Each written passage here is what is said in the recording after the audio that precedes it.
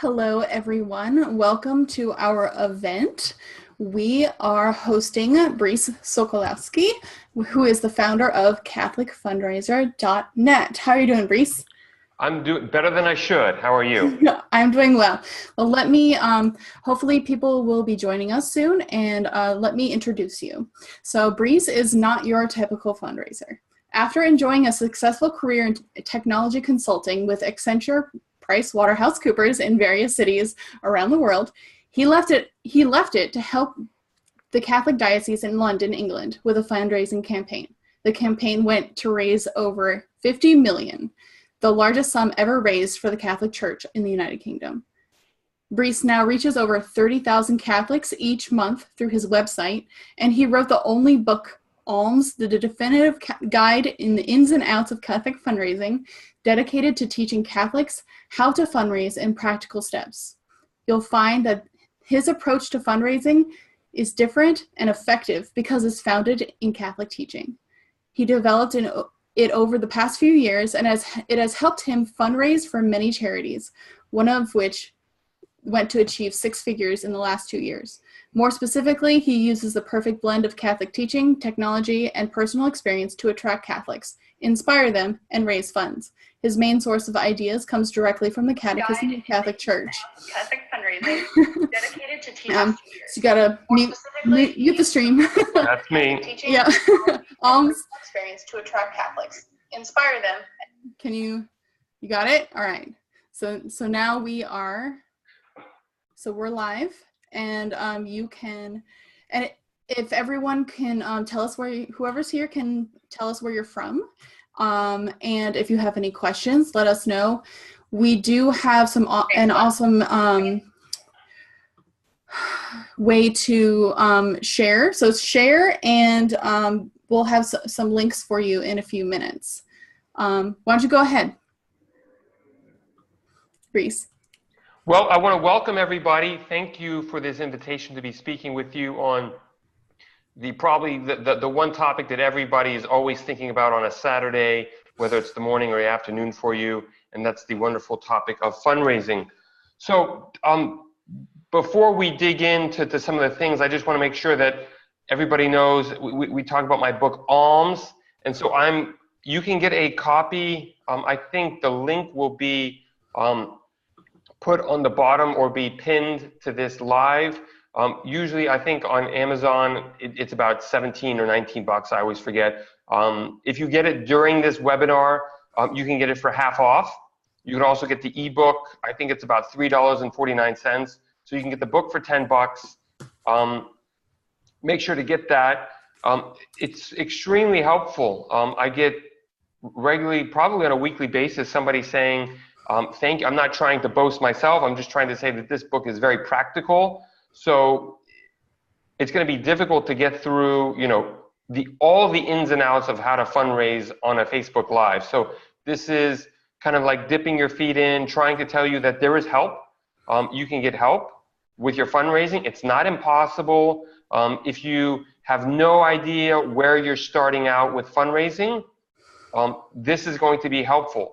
If you just need a little bit of more guidance, or you need to know how to do, if you're trying to do an event, or you're trying to do online fundraising, or you're trying to know how to ask somebody for a large sum of money, if you're in one of these categories, this book is going to help you. Also, my website, CatholicFundraiser.net, I publish a weekly article, also a video on how to fundraise, and all of these videos and the articles are based off of things that I'm doing with Catholic organizations. So it's not just a feel-good idea, or it's not something that I just read about. It's something that I'm doing.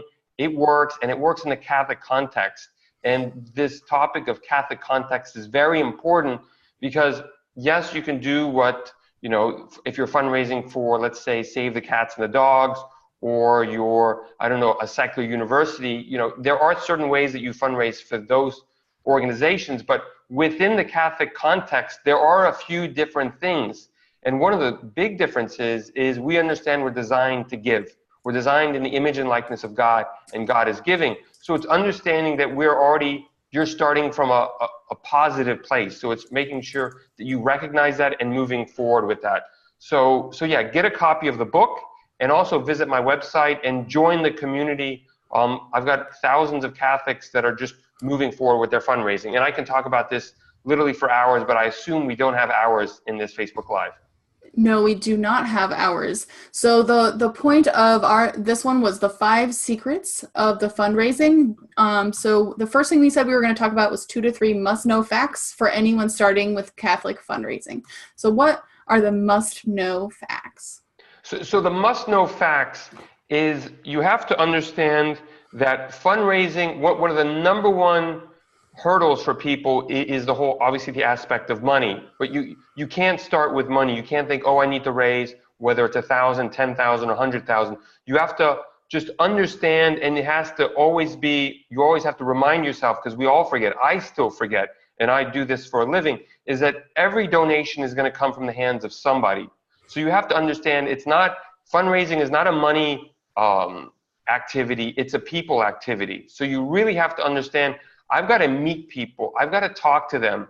So this whole concept of getting just people at an event and you can ask them, that's not what it's about. If you see somebody else doing that and they raise a whole lot of money, more than likely they've spent a lot of time with these people. So you have to understand it's a people activity, not a money activity. So you've got to go out and you've got to meet people. And if you think, well, I'm not an extrovert or I don't like talking to people, well, welcome to the club. I'm an introvert, and people think that's a bit of a shock, but I don't like speaking with people. I'd rather be behind a computer, not talking to anybody, but I understand that I've got to get over that. So that's number one. Number two is you can't think that, well, I don't have any money, I don't have anything, I just need somebody to give me donations so I can start doing what I need to do.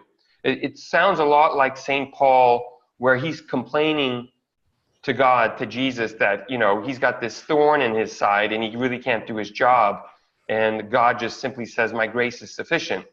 And that you could reference as well St. Thomas Aquinas, that says, we all have sufficient grace. So you already have everything that you need to start.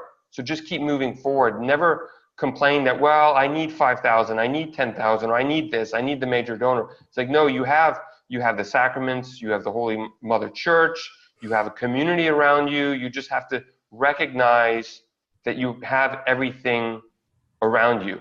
And the third secret is it's something that you have to learn how to do. Fundraising, yes, it's not just something that you go out and do it, during Advent or during Lent. You have to learn how to say things in a certain way. So that means you have to learn how to say things incorrectly. You don't want to say things incorrectly. There's a right and wrong way of saying things. And it's not trying to say, hey, how do I influence somebody to ask me for money? More along the lines of, how do you not scare people off? Because most of the time when people ask for money, they don't do it in the right way. It's almost ingenuous because it's uncomfortable. So you have to kind of learn how to get comfortable with the ask. So I would say those are the 3 things, kind of the 3 secrets to fundraising. That's really interesting. If anybody has any questions, please put them in the comment section of the live, because we would love to be able to answer your questions. I really like the point of St. Paul. I really like the thought of, we already have, his grace is sufficient. That point definitely has that point stood out to me. To add on that, we have to think as well of when I have a horrible memory. It's one of the things, maybe I need to develop it a bit more. But I remember when the apostles were kind of they were a little skeptical. They didn't know what to do. They were a little afraid. And Jesus said, look, take nothing with you and go out and preach the gospel, preach the good news. And he told them, don't take anything with you. Don't take an extra, don't take an extra jacket or, staff or sandals. He said, go off. And he wanted to prove to them, like, look, you don't need anything additional. You just really need to have faith. And faith, the theological virtue, or no, what's the term? Yeah, the theological virtue. Yeah. I'm horrible with my memory. Theological virtue of faith is believing, knowing that Jesus is helping you. So faith is not well, I hope things work out. Faith is Jesus is with me. And they learned their lesson. And they came back and they were raving, and they were more excited than before. And Jesus told them, you need to calm down. But he just wanted to prove to them, you can do this, even though it seemed absolutely impossible. And the same applies to us. So don't think you need additional stuff. Don't think you need that magic donor. Don't think you need the additional funds. More than likely, 99% of the time, you have everything that you need to get going. Gotcha. Okay, we have a question. Should we do that first, or would you like to go to the next point? Yeah, let's shoot. Okay. Laura, she says we have 2 people from Boise, so, representing where I'm from. Thank you guys for joining us.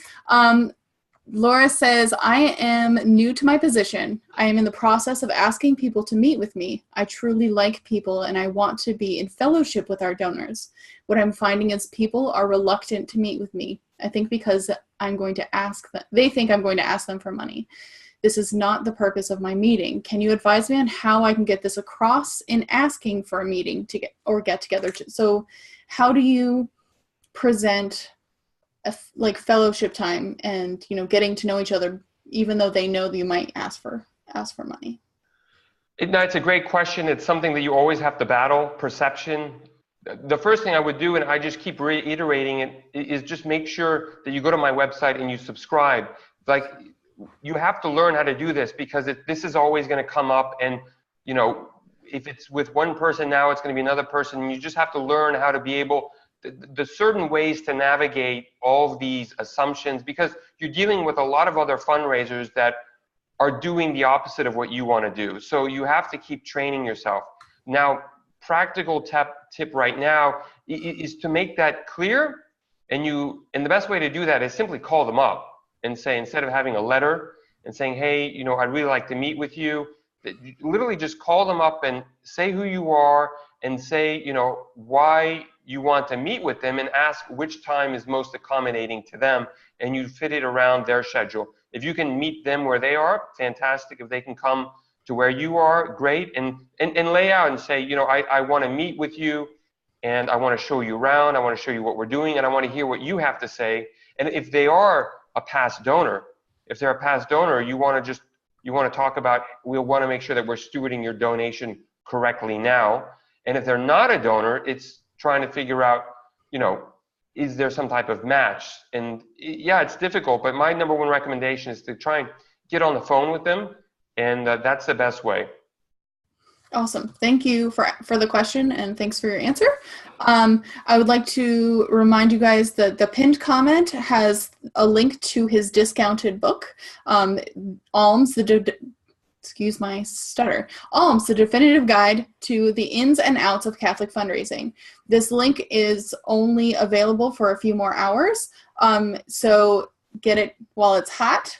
And all of the proceeds during this webinar go towards Catholic Link, so you're also helping us. So thank you very much. Yes, grab a book, all the money, so everybody wins. You get a book on discount, and all the money goes to Catholic Link. So I win that I get to share my knowledge, and I know that I'm helping my fellow Catholics. My fellow Catholic gets a book, and you can start moving forward quickly with your fundraising, and Catholic Link gets support as well. So yes, please do pick up a copy. Thank you everyone for those of you who do support us. We really do appreciate it. So the second thing we're going to go over, what to do before you even ask for money. The number one thing that you have to do before you ask somebody for money is you have to know the person. I reference a lot the catechism in the way I fundraise, and if you look at asking for something is very similar to a petition. So asking God for something. So if you look at section 4 of the catechism, blow the dust off the catechism, open it up to section 4. I forget the page number exactly. But going in, and it talks about petition, and it's really, really good. They break it down. I like things in structure, and it breaks it down and says a petition has different parts. Specific, I think 3 in total. And one of the parts is in order for the petition to be genuine, you have to know who you're asking. And obviously with a petition, it's God.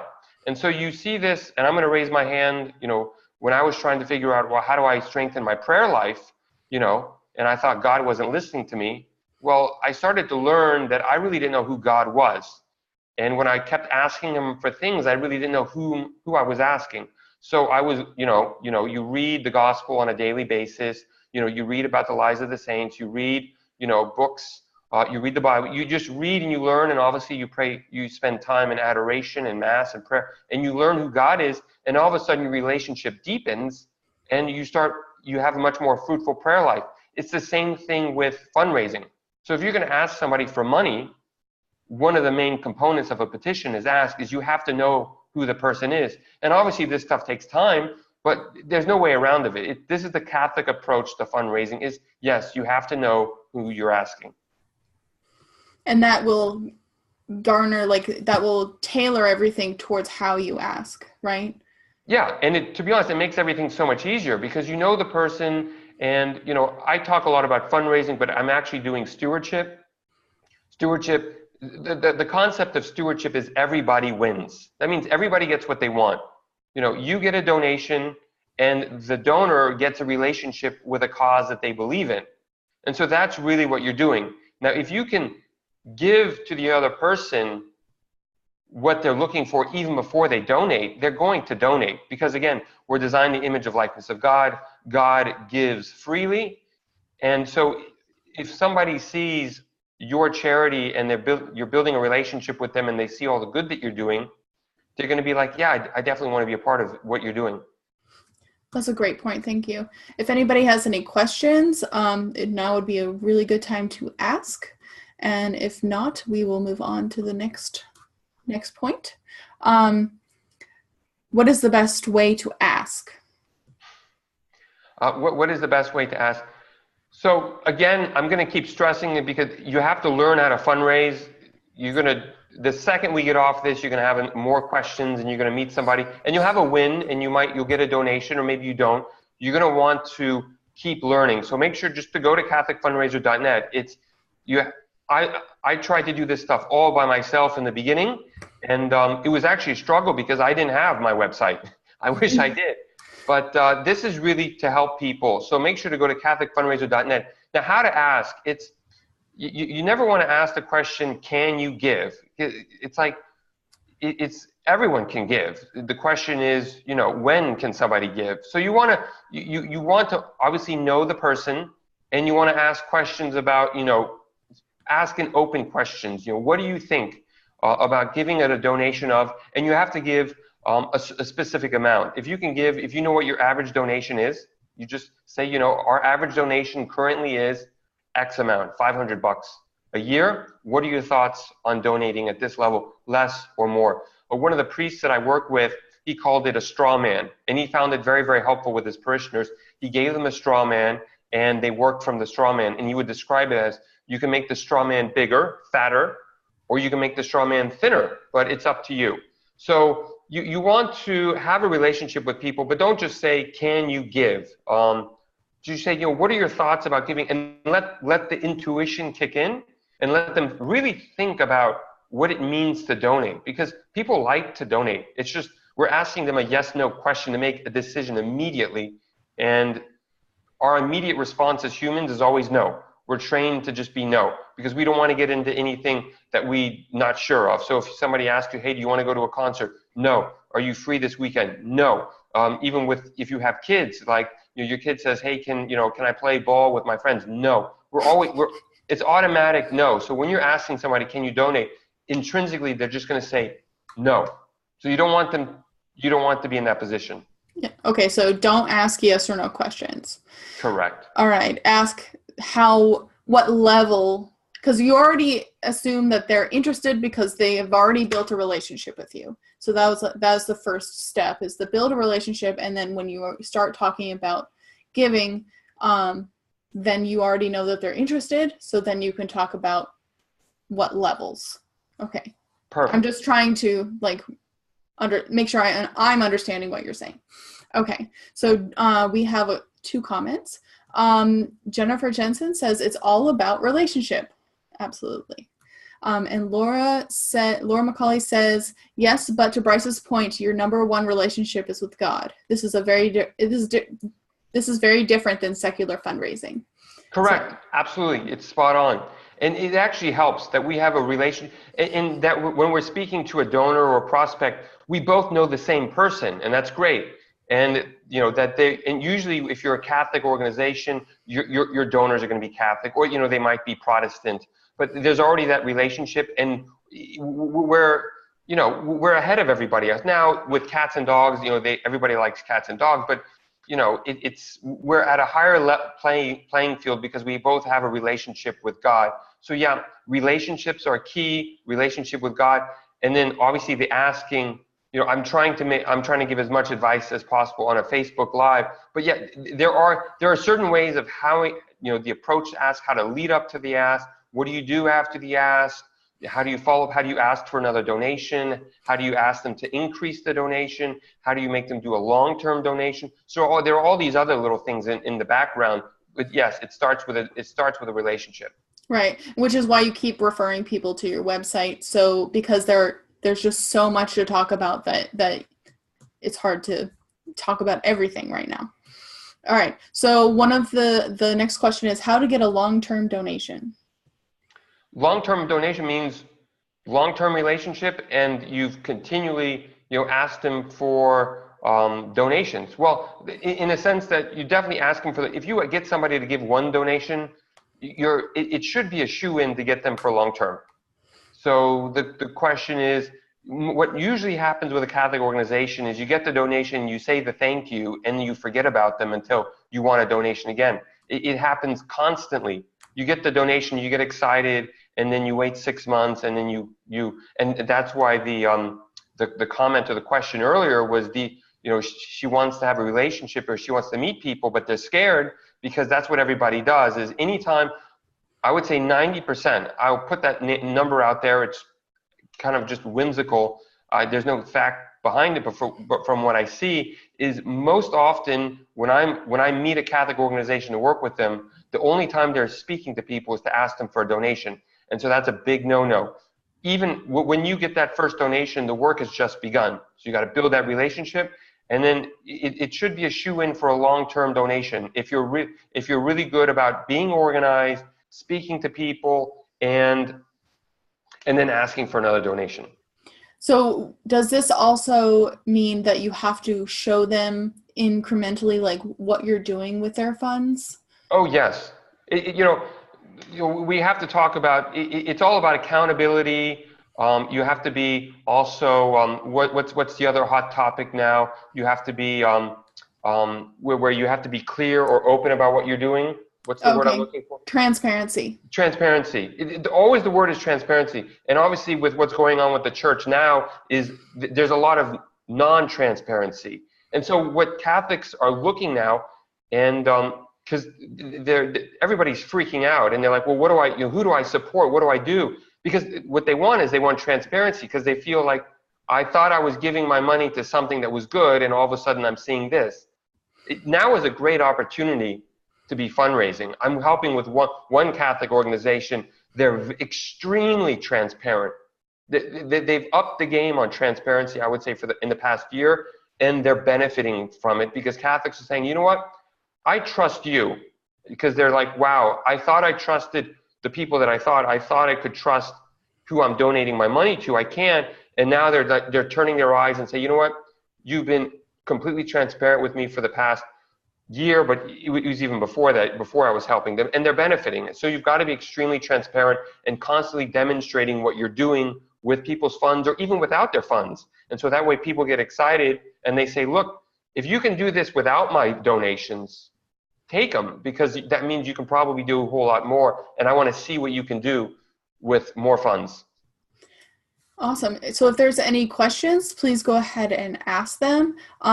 Reminder to those who have just joined us, his book, Alms, The Definitive Guide to the Ins and Outs of Catholic Fundraising, we have a discount for the next few hours. So click the link and get his book for a discount, and the extra funds go to Catholic Link. So we would really appreciate it.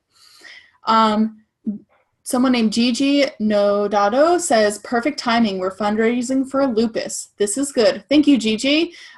Give us a share so other people can join in with us. We would really appreciate that. Let me see, what's the next? How do you get people to say yes? So it's kind of similar to what we've been talking about. You went over it a little bit already. So you can quickly go over that again, and there's another question after. So the question is how to get people to say yes? Yes. It's a great question. If I could box it up and bottle it, I would hand it to everybody. So also the question is, how do you get people to say yes to a not yes or no question? Because you said don't ask. It's not a yes or no. It's like for example, the question, like for example, if one of the things that I recommend people doing is say like which donation would you like to start with? $500 or $200. So you give them the option of like you want them to donate. The question it's not that you do or don't want them to donate. It's the question is like you want a certain amount of money, and so that's one way of getting somebody to, I guess, say yes is by giving them a no, not giving them a yes or no question. Now, to rewind a bit, in reality, you can't make anybody donate. That's the thing. Is like you really don't have a lot of control over what somebody decides to do. What you can do is you can present your cause as best as possible. And the way you do that is way before you ask somebody for a donation. I mean, because at the end of the day, you can say you're competing with every other, like you're competing with their mortgage, you're competing with their down payment on their car, you're competing with if there's an illness in the family, you're competing with their kids going to Catholic school, you're competing with buying the groceries, you're competing with their entertainment, you're competing with Netflix, you're competing with all these different things. And so you have to recognize that like if you believe in what you're doing, what you have to do is be able to tell your story in a very enticing way. And so you have to really be, we talk about evangelizing a whole lot. And one of the number one things that you can do to evangelize is to tell the story. The gospel, I think, again, horrible memory, but my understanding gospel, the root, if you actually translate that, it is the good news, or the Gospel of Mark is the good news of Mark. The Gospel of Matthew is the good news of Matthew. So in essence, I have to tell people my good news, and if I'm asking them for a donation, I have to get them excited about my gospel, and that's evangelizing. So you have to become a great storyteller. You have to be able to entice people with what you're saying and to get them inspired. I always talk about you need 3 things to get a donation. One is you have to get their attention. And in this world, obviously, everybody's distracted, but at the same time, you can quickly get somebody's attention very, very quickly. Things like this, we've got your attention. Next, you've got to build their trust. They have to start trusting you. And that's where the long-term relationship goes in. If people see you always showing up every day, doing what it is that you do, they recognize that you believe in what you're doing, and they'll start believing. If you're back and forth, you say you're going to call them on a certain day, or you're going to send a letter and you don't, and you wait a week or a month, and you tell them, oh, I was really busy, they've lost their trust in you, whether you were busy or not. So you got to get their trust, attention, and then you've got to ask. So all of these things come into play to get somebody to say yes, to get somebody. You don't really get somebody to say yes. You've got to do things, and you know what? If somebody says no, that's perfectly fine, but you just gotta keep hammering away. And like Jesus said, if somebody closes the door, and I'm not saying that people are closing the door and they're not believing the faith, but it's almost the same mentality where if somebody closes the door and say no, you don't really have to say dust your feet off and say, okay, well, never ask them again. Actually go back maybe in a month or 2 months or 3 months, but don't get ridden with doubt and sadness. Just go on. People are allowed to say no.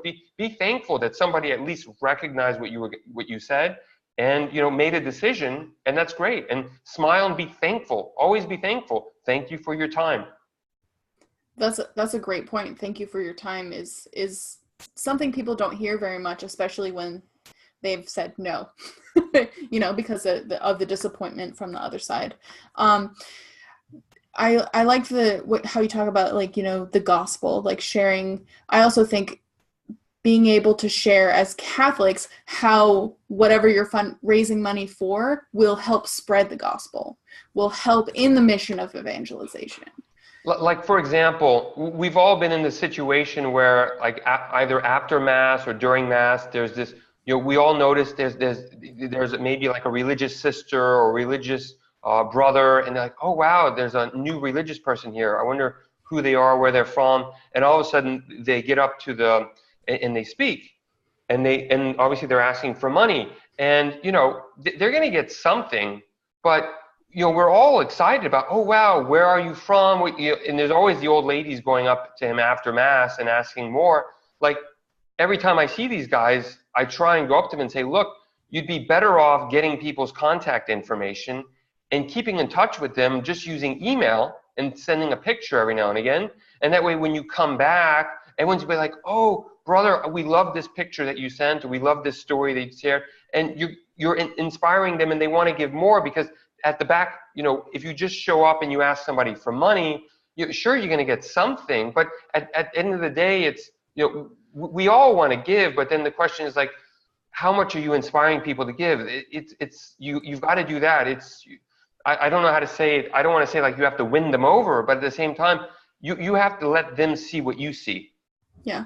And that's also part of the relationship that you continue to keep with them or start to build with them is you connecting with them, sharing of your story, right? To through the emails, through the pictures, even if they don't expect you to ask, like for the sisters or the brothers that are sending the emails in this particular example, like, they're not necessarily going to ask you for money every email. They're sharing with you their lives, and then that you feel like you're involved in their life. So I think that's a really good point. Like, in my book, I talk about the 10 things the 10 commandments, and you can get it on my website as well, but the 10 things that you should be doing on a weekly basis with your fundraising. And one of the 10 is to ask, but the 9 other is not about asking. So fundraising is a whole lot easier if you're doing the 9 other things. So 90% of the time, you're not asking for money. And when you're doing that 90%, the 10% of time that you are asking, it makes it so much easier. Yeah, that's a great point. Laura says, Brice, this speaks to your point about transparency. What is your opinion of fundraising during the current scandal, which you already addressed, but you can address again? I met with a donor yesterday that was very concerned about this crisis. Laura, if you can answer if you're a diocesan fundraiser or for a different type of Catholic fundraiser, that would help probably with the answer. But yeah, it's a great question. I was interviewed a few times asking my thoughts on this. Some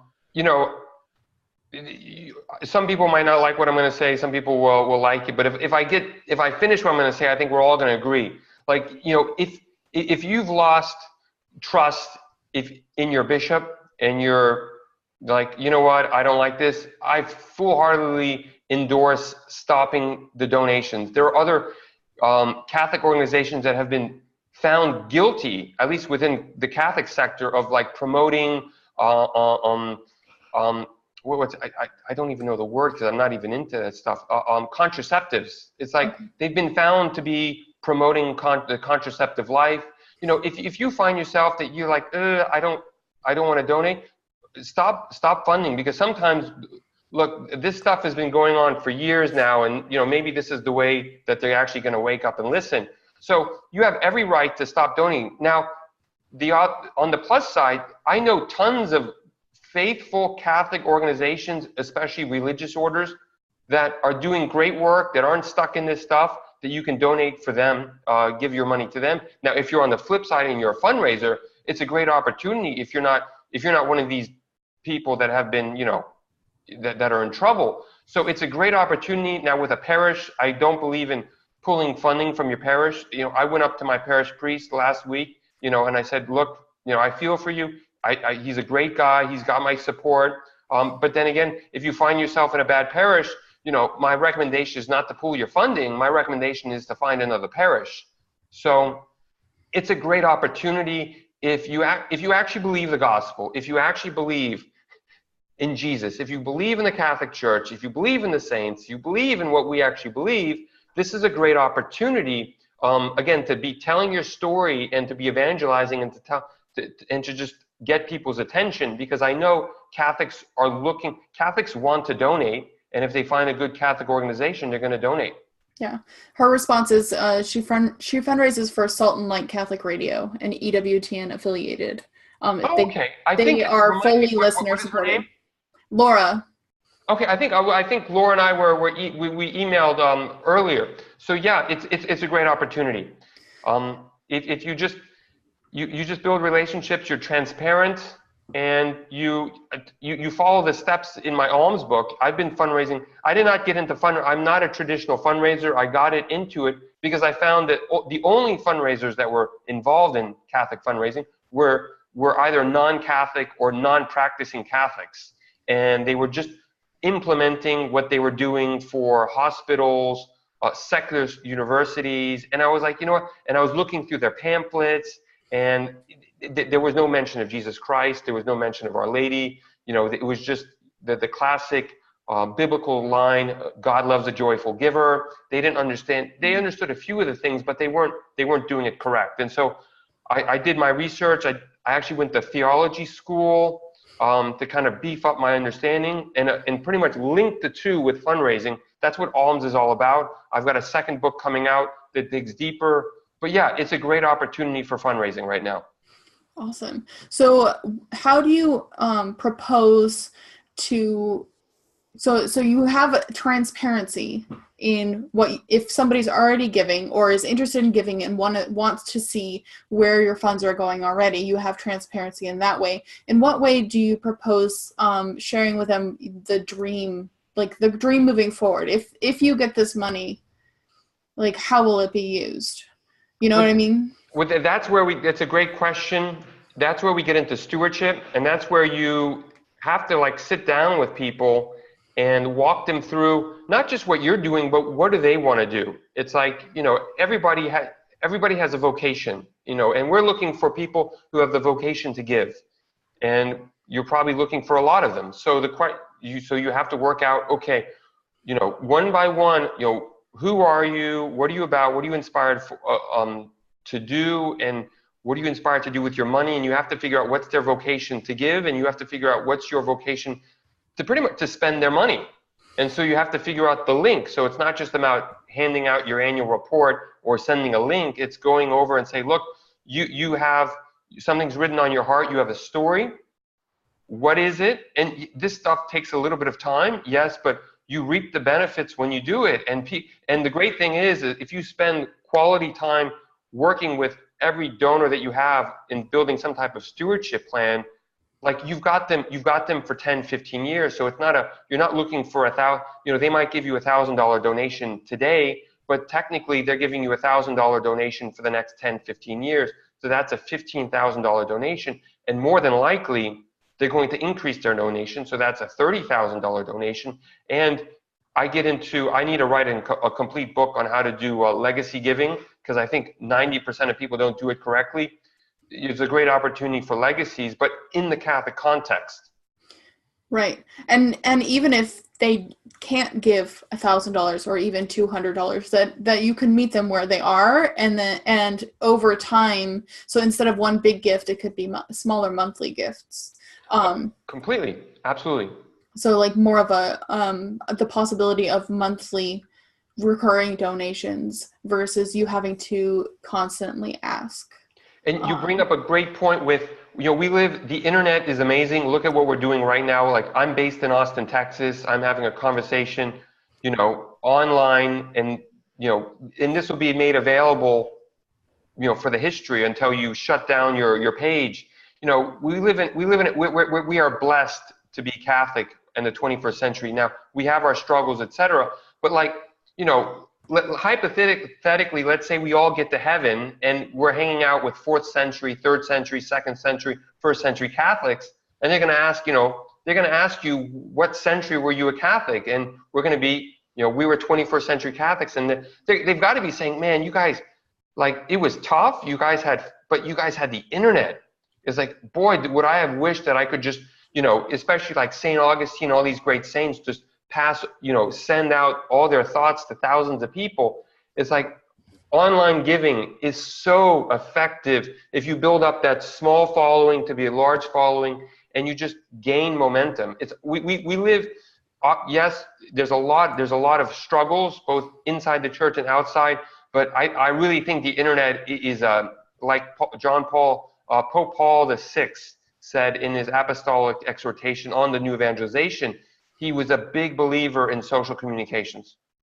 That's so true, that we do have such a gift in the internet, that we can use it in ways that were not available. It also, sometimes we have to be very careful because it can be used instead of the personal. We need to make sure that we also, yes, there's an online presence, but we are also like one-on-one personal with people, because it can create a barrier to the relationship that we're trying to build when we're fundraising. So to use it, but also to have, to both and, Catholic both and, use the internet, but also use the personal relationships to help gain what you need to gain for your fundraising. There was something else I was going to say, but I can't remember what it was. So Gigi says legacy, thumbs up. And Jen says Saint Jose Maria Escriva would have been great on Twitter. I like that. And Laura says, would you be willing to do a segment on one live giving? She's very interested in this topic. Is that a show? Probably online giving. Oh, online. Okay. Well, yeah.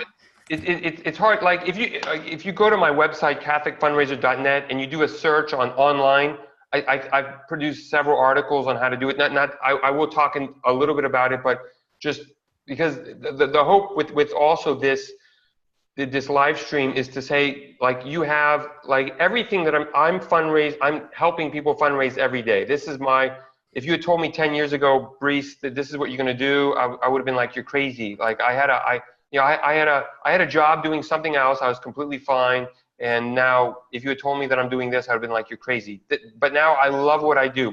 So just make sure that you go to CatholicFundraiser.net, subscribe, be part of the community, and you're going to just keep learning how to do this stuff. And obviously get the book, like, learn how to do this stuff. I mean, invest in learning how to do this stuff. And anyways, 99% of what I have on my website is completely free. The one thing that I do charge is the book, and you're getting it half off. And even that, all the money goes to Catholic Link. So get the book. So online giving, like, there's so much free software. Like, you have to understand before you figure out how do I do it, is like, you have to understand there's so much free software. Like, you can pretty much have a website for free these days. Facebook is free, Instagram is free, Twitter is free, and all these, YouTube, unbelievable, all these platforms that people have spent millions, if not billions of dollars to build, we are allowed to use it for free. It's insane. Now, obviously, these companies are a little, not the greatest, but at the same time, it's like you're giving it, you're allowing us to use it. And also with Google, there's something called the Google Grant, where Google is giving nonprofits $10,000 a month. Yes, $10,000 a month. If you are a nonprofit, that means $120,000 a year. That means $240,000 in 2 years. It's just $10,000 for as long as you want. Free Google ads. And Google ads are fantastic to get people's attention, because you can literally tell Google the demographics. You can say, hey, I want people who are visiting the National Catholic Register. I want to target people that are going to EWTN. I want to target people that like Catholic Link. And all of a sudden, you can get in front of, with $10,000, you can get in front of, like, I think, like, you probably get several. I have one Catholic religious order using them right now, and they get about 6,000 views a month. And now we're, 6,000 views. Obviously, those are not all going to be donors, but from there, we can probably get 200 to 500 donors, and that's what we're working on now. There's also a lovely woman out in Minnesota that's using Google Ads with her pro-life organization, both to when somebody Googles abortion, that her ad pops up at the top, and she's actually saving babies this way, and we're going to be using it for donations. So check out Google Grants, go to my website, and use these platforms. Use Facebook, use YouTube, use Twitter, get a website, and use email. And it's all free. That's a really great point. Thank you for all of those awesome tips.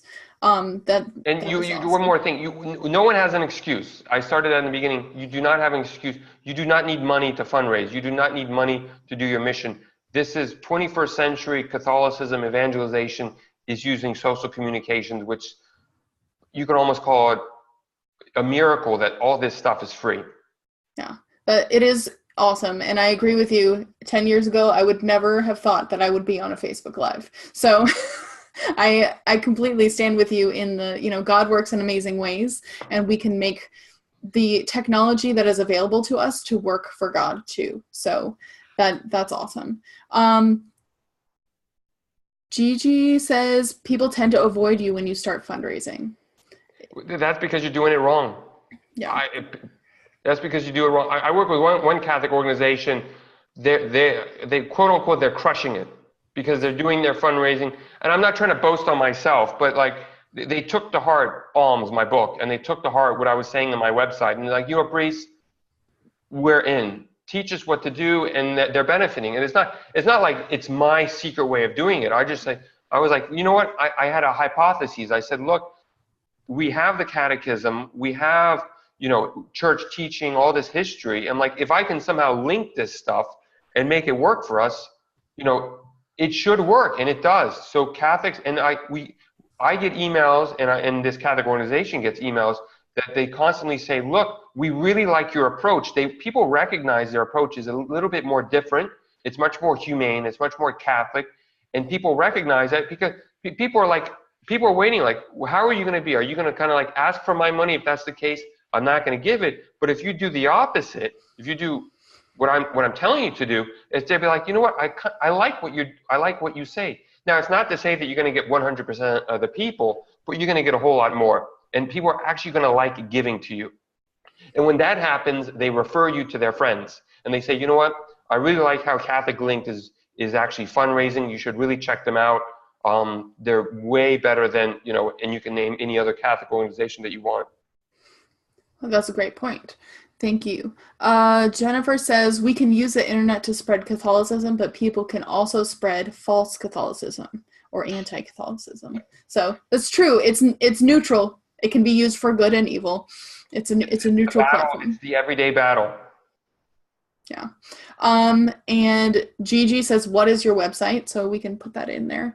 And fundraiser.net. You probably, I don't know, I wrote it right. You said my head was blocking it, but catholicfundraiser.net. Okay, let's see. I put it down. I put a link. And Laura says, perfect. I'm following Brice now on his webpage. Awesome. So you already got a new follower. Yes, congrats. Best decision you've made with your fundraising. You're going to really, really like. You might say, I've got tons and tons and tons of recommendations, and you might get overwhelmed, but you know what?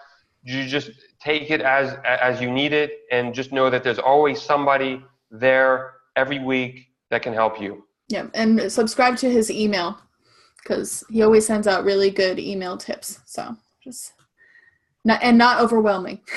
It's not overwhelming email. So unless there's any more questions from people in the live, I think that we have answered all the questions that were advertised. So and a few more. So I think we're good to go. Do you have anything else that has come to mind that you wanted to say? I can't stress it enough. Don't try and fundraise alone. This stuff is hard. I'm giving you these tips to help you. But yes, if fundraising was easy, I wouldn't be doing this. If fundraising was easy, every Catholic church would be, they would all have fantastic halls, and all the churches would be, warm in the winter, and every religious order would have everything that they need, and every missionary would have what they need. This stuff is extremely difficult. There's a lot of ups and downs. There's a lot of emotions. I always say there are three things that we weren't taught growing up. It was one, how to talk about money. just on the outside of fundraising, most of us weren't taught about, you know, the basic concepts of finance, money, you know, investing, anything about money, get a job. It was all about getting a job and that's it. But the whole concept of money, we weren't taught about. The other thing that we weren't taught about is a lot of people, especially when you're speaking to people asking for a donation, a lot of people weren't really catechized after the age of, you know, after their teenage years. So this whole concept of, you know, what is the Catholic faith is, for a lot of people, you know, they live off of assumptions, and everybody has their own perspective on Catholicism. And then the third thing that we haven't been taught is this whole concept of social action. You know, I've read from beginning to end the compendium of the Catholic Church on social, it's not social justice, the compendium of the Catholic Church on social action or something. I read it beginning to end, and it talks about, like, how do we respond to the challenges of life? How do we put our faith in action? And the majority of us, and I'm not trying to put myself on a pedestal, but the majority of us have not been taught, like, how do we respond to, you know, people in our community that are looking for abortion? How are we responding to the poor in our community? How do we respond? How do we integrate this with our Catholic faith, and how do we integrate this with fundraising? So it's a recipe for disaster, to be honest. And when you're trying to go out and fundraise, you know, you're competing with, everybody has assumptions on how to do things, what to do things. So don't do this stuff alone, because it can get quite stressful and sometimes depressing. But it's not. If you know what to do, and if you know you always have help in the background, and that's why I built my website was developed, because I had friends in the pro-life movement, religious people who kept asking me the same questions. I said, look, I'm just going to put up a website. It's the easiest way to go. So this website has been designed to help you. I'm here to help you, and my objective is to put as much money in your hands, because I know you're going to do more good with more money. So it's not that you need money, but it's that if we could get you $1 million, you would smile and you say, you know what, I know exactly what we're going to do. Well, then let's do that. That's awesome. Thank you. Gigi says, thank you. I linked the catholicfundraiser.net to the comments, and Laura says, please review how I can get Brice's book. I also commented with it right underneath where she commented, and it's pinned to the top of this conversation. So if anybody has any other questions, let me know. So that should take care of where people can go and how they can get your book. Thank you so much for coming and talking to us about, even in this hard time, about things that we're going to need to know even when this hard time passes us, and how we can stay strong through it, knowing these things that we need to know. So thank you very much, Brice. You're welcome. It's in difficult times that saints are made. So amen. Be a saint. Yeah. What else is there? Yeah. And that would be a Patrick Coffin quote, so we're not stealing it. Shout out. Yeah, shout out Patrick Coffin. Okay, thank you everyone. Thank you for joining us. Share and let everybody know about Catholic Link and Brice's website. So thank you so much. Have a good day. Bye. Thanks.